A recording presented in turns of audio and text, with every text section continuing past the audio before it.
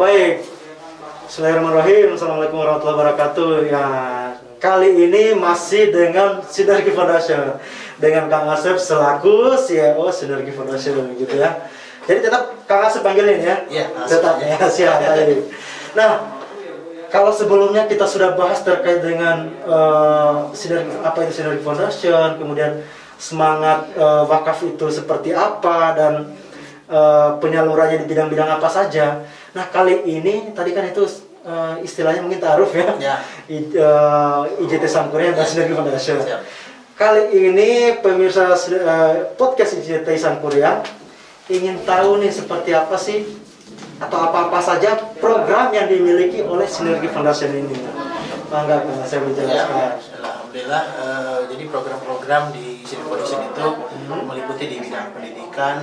Kita punya namanya Kutab Al-Fatih. Ini kolaborasi dengan Yayasan Pilar Peradaban di bidang Ustaz Budi Asyari, di mana di program pendidikan ini startup pendidikan dasar sebenarnya. Ya, kurikulumnya cuma 2, bicara iman dan Quran. Lalu di bidang kesehatan tadi punya rumah pesantren cuma-cuma. Lalu di bidang pemakaman kita juga punya Taman Wakaf Pemakaman Muslim Firdaus Memorial Park, yang insya Allah ini akan jadi nambah titik, jadi 3 titik. Yang pertama di Cikarang Bandung Barat, lalu yang kedua di Nagrog Kota Bandung, yang insya Allah yang ketiga di Bogor. Sudah ada beberapa daerah yang meminta kehadiran Taman Wakaf Pemakaman Muslim Firdaus Memorial Park karena kehadirannya memang dibutuhkan, dan juga konsepnya kita memang dengan konsep wakaf itu menjadi sebuah value yang nilai tambah buat program ini dan dibutuhkan oleh masyarakat. Oke, baik. Nah, selain itu ada lagi nggak Kang misalnya nih program-program yang menopang atau mendukung Kutab Al-Fatih, Rumah Sakit RBC gitu kan, kemudian pemakaman tadi itu seperti apa? Ya, jadi kita menghadirkan program-program gratis tadi itu ditopang dari usaha-usaha wakaf produktif. Salah satunya misalnya kita punya rumah makan Ampera Pasteur. Itu satu-satunya rumah makan Ampera berbasis wakaf produktif. Lalu kita juga di gedung wakaf ada kopi shop berbasis wakaf namanya Kopi Hai. Di kolaborasi dengan pengelola Kopi Hai. Lalu yang berikutnya kami punya Cuangki Serayu. Nah, kalau Cuangki Serayu ini memang dari pemilik Cuangki Serayu yang berwakaf. Segala sesuatunya. Jadi, bisa diwakafkan ya? Modalnya, semua lah sendok segala macam. Masya Allahnya Cuangki ini berkah sekali. Omsetnya rata-rata 200 juta. Allahu Akbar, 200 Cuangki 200 juta ya, sebulan, dan Sinergi Foundation mendapatkan profit 30% dari omset. Ya. Nah, keuntungan-keuntungan inilah yang digunakan untuk menopang program-program yang tadi gratis gitu. Waduh, ini baru ngomong lagi saya udah merinding nih bicara wakaf ini. Bukan biar tidak merinding ya, Masya Allah. Nah, ini kan kita di bulan Ramadan nih. Ya. Pasti di bulan Ramadan itu orang-orang itu selain kemudian banyak yang membutuhkan, tentunya keberkahan-keberkahan itu banyak di bulan Ramadan ini. Ya. Ada program kan di bulan Ramadan ini, Kang Asep? Ya, di bulan Ramadan ini Sinergi Foundation menghadirkan beberapa program, diantaranya siap berbagi buka puasa, ya. Lalu itu siap berbagi kado yatim dan duafa. Kado yatim. Lalu kita juga program buka bersama buat anak-anak di Gaza, ya, buka dan sahur di Gaza, dan kado yatim atau duafa di Gaza juga. Bahkan di Gaza kami sekarang sedang membangun 1-2 sumber air untuk warga Gaza. Ini wakaf sumur yang kedua. Tahun lalu ada 1 unit yang kita bangun, dan tahun ini dibangun lagi 1 unit sumber air di salah satu kawasan di Gaza. Masya Allah, ini luar biasa sekali. Ini kenapa Kang Asep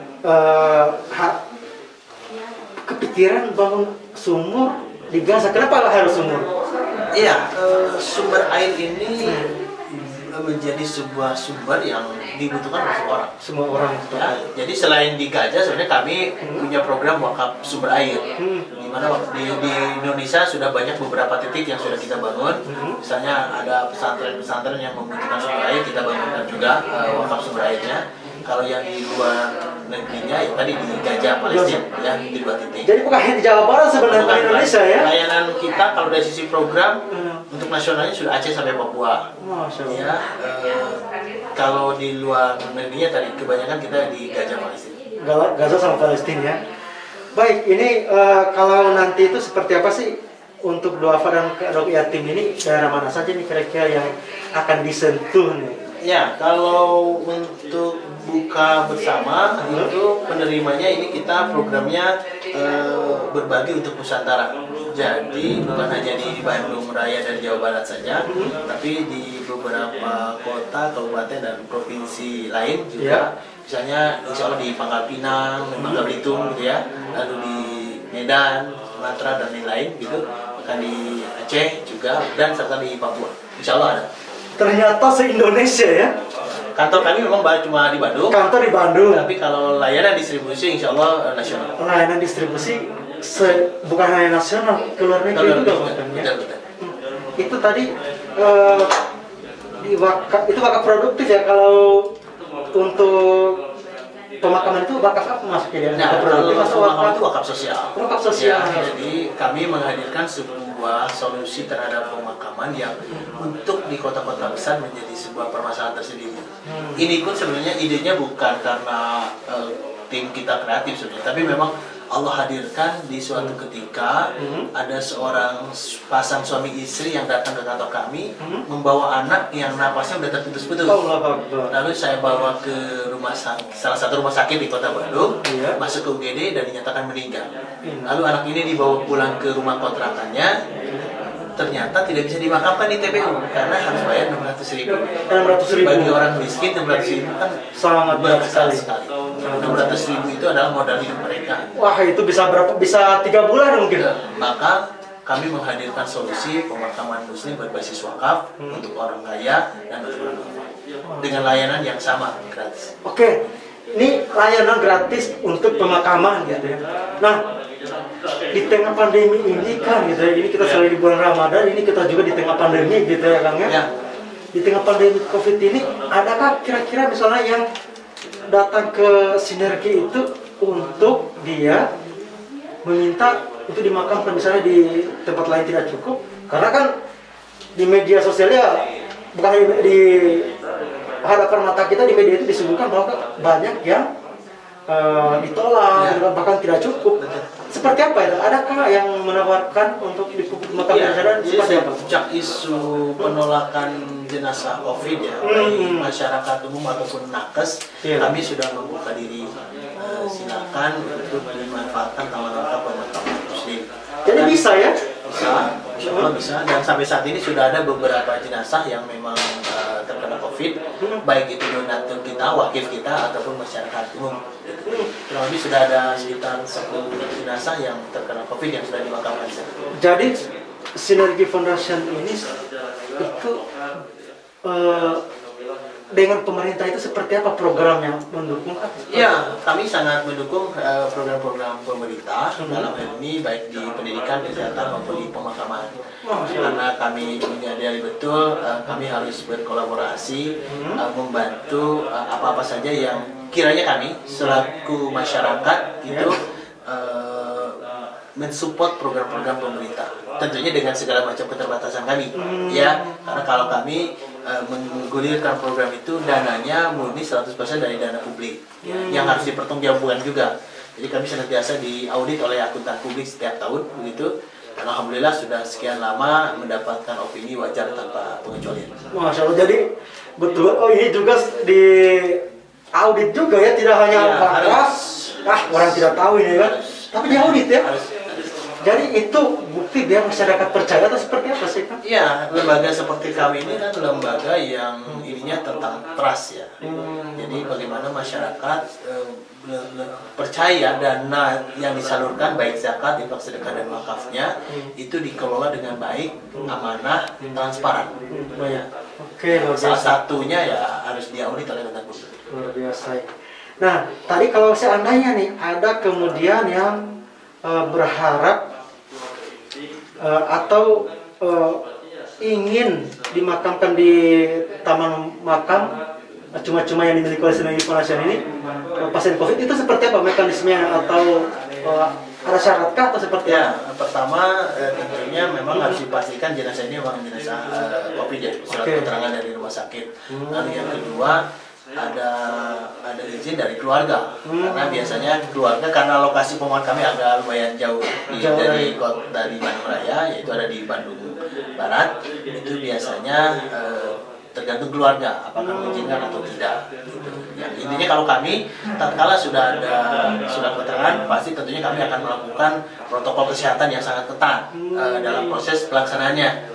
Ya, Pemulasarannya ya. pemulasaran dari mulai menggali kuburan dan mengantarkan ke lokasi itu sangat standar Medis kesehatan, itu ya. standar medis. Standar kesehatan ya. Jadi yang pertama tadi harus ada keterangan dari dokter, Ya. gitu ya, bahwa ini ada surat keterangan COVID-nya. Yang kedua memang dia ada izin dari keluarga. Kalau pemulasarannya sudah tidak diragukan lagi saya pikir ya. Karena pasti insya Allah kalau dia muslim pasti sesuai syariat. Ya, kalau ya. COVID sih karena kan semuanya udah beres di rumah sakit, kita terima dalam bentuk peti. Ya. Jadi kami nggak pernah membuka lagi. Jadi kami hanya menyiapkan liang lahatnya, masukkan, menguburkan dan selesai. Lebih simpel sebenarnya dibanding kalau pemulasaran jenazah biasa. Gitu. Oke. Jadi yang saya tangkap di sini ternyata di dalam saat ini di tengah pandemi ini itu bantuan atau dukungan terhadap pemerintah oleh Sinergi ini ada juga ya.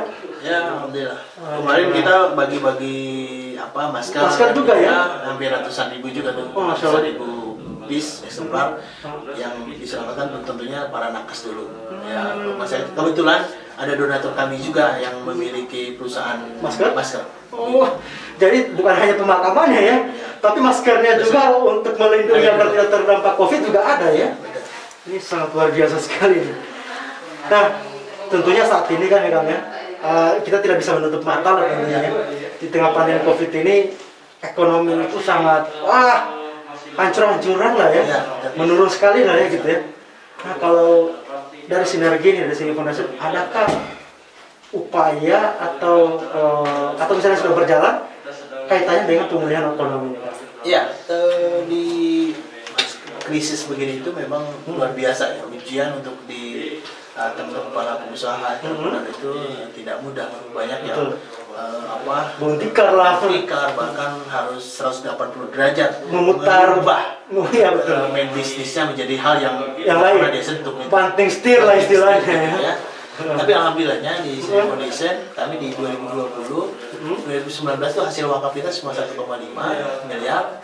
2020 yang pas lagi pandemi justru naik 1,8 miliar. Kok bisa gitu ya? Ini ya keberkahan ya. Allah Akbar.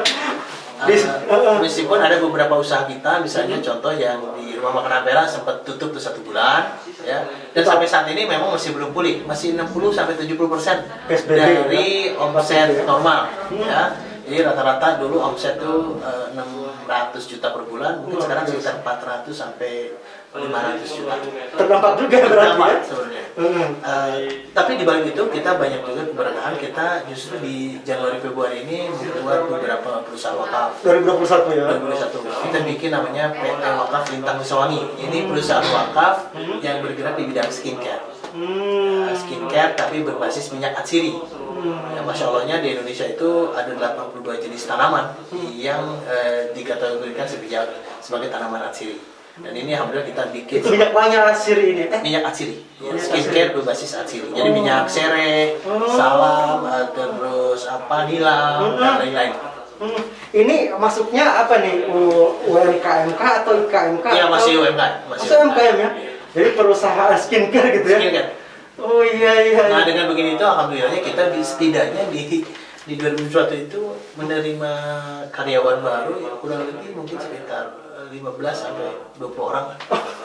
Jadi bukan pengurangan ya justru ya? Alhamdulillahnya gitu. Allahu Akbar. Jadi memang keberkahan itu di mana saja turunnya ya.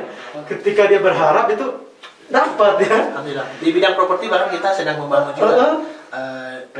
Meskipun belum di PT kan, tapi wakaf property land, ini kami lagi membangun sebuah kawasan di daerah Jomin Cikampek ya? Tanah donatur kita kelola dari dana wakaf produktif, nanti berhasil dengan donatur. Nah, ini saya tadi kan sempat mendengar nih ya bahwa ada beberapa usaha juga di UMKM nih, tadi Ampera gitu kan, kemudian ada Kopi Hai gitu kan. Nah ini seperti apa di tengah pandemi ini?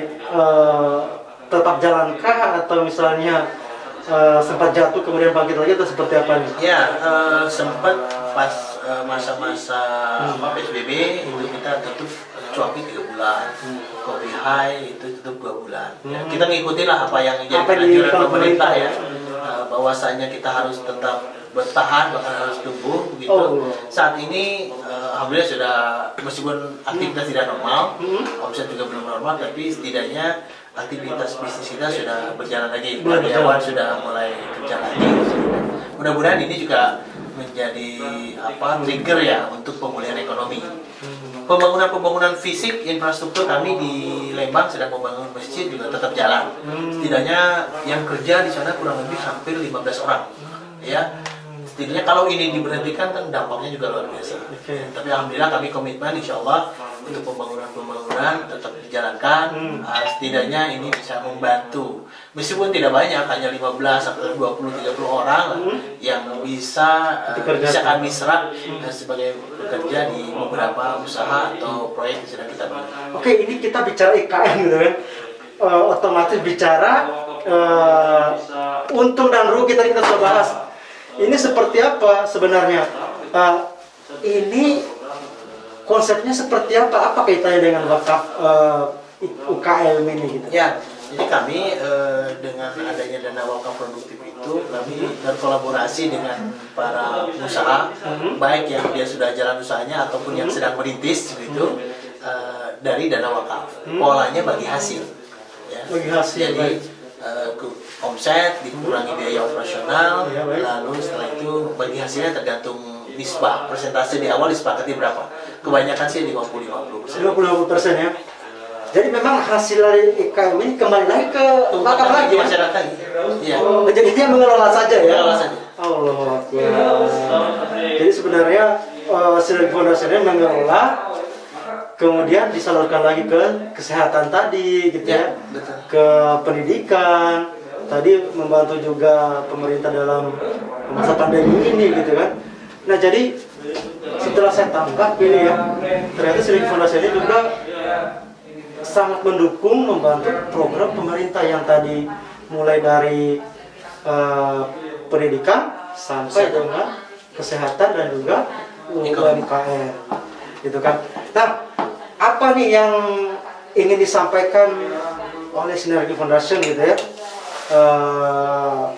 agar masyarakat itu justru tidak takut gitu, berwakaf, dan seperti apa tanggapan Mas ini terkait dengan mendukung program pemerintah ini?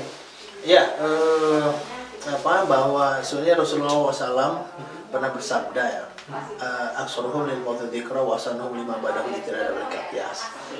Perbanyaklah mengingat kematian dan mempersiapkan bekal untuk kematiannya tersebut. Mulai kapias itulah orang yang cerdas. Maka saya senantiasa tidak lelah begitu mengedukasi masyarakat, ayo menyiapkan diri untuk berbekal, untuk menyiapkan bekalnya untuk kematiannya tersebut. Agar apa? Agar kita masuk ke dalam golongan umat Rasul yang cerdas. Gitu. Ya, karena sekali lagi harta kita yang sebenarnya adalah harta yang sudah diwakafkan atau sedekah jariah di jalan Allah. Oke, ya terima kasih Kang Asep. Ini kita sudah di penghujung ya podcast kita. Jadi itulah yang dijelaskan oleh Sinergi Foundation, bahwa jangan takut untuk bersedekah gitu, karena ini adalah amal jariah gitu kan.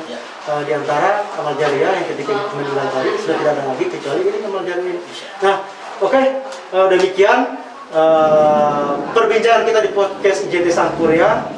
Nah, saya akan perkenalkan diri di akhir. Saya Saifal dari IJT Sangkuriang. Kami mohon pamit undur diri. Terima kasih. Assalamualaikum warahmatullahi wabarakatuh. Waalaikumsalam warahmatullahi wabarakatuh. Nun Pak.